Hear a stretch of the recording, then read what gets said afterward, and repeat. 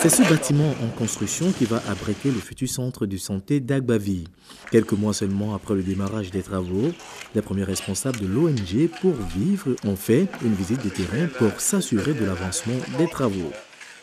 Wir wollen nur die medizinische Seite.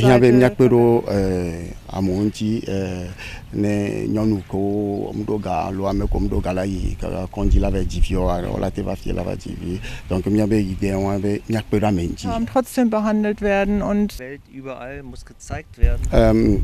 Les facile, mais yo dibe yo yo le dibe des fiants mauvais, na mais ça me sauve vide ya.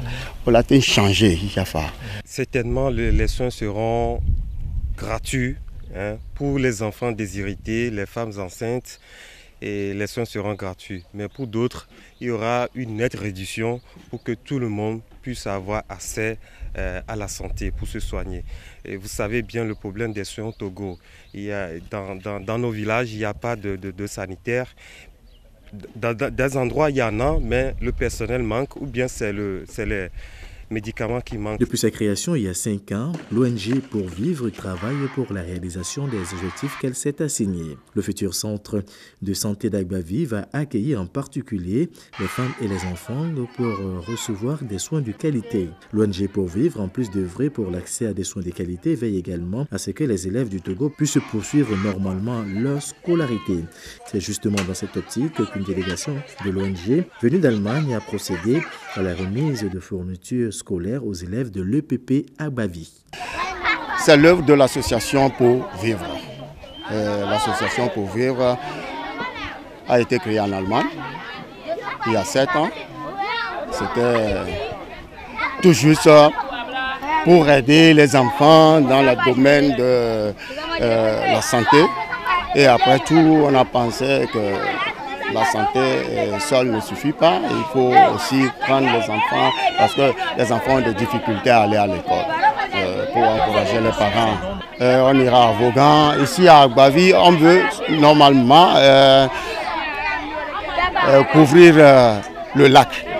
Nous essayons à donner des kits scolaires aux enfants, surtout les enfants déshérités. Et nous œuvrons aussi pour sur le plan sanitaire et aussi pour la nutrition. Donc nous le faisons depuis il y a cela 5 ans et cette année on a encore un gros projet qui est déjà démarré depuis le lundi. Nous sommes au 3e jour. Des dons qui n'ont pas laissé indifférents les récipiendaires. Avec ces dons, ces cahiers, bon, ils n'auront plus à dépenser tellement.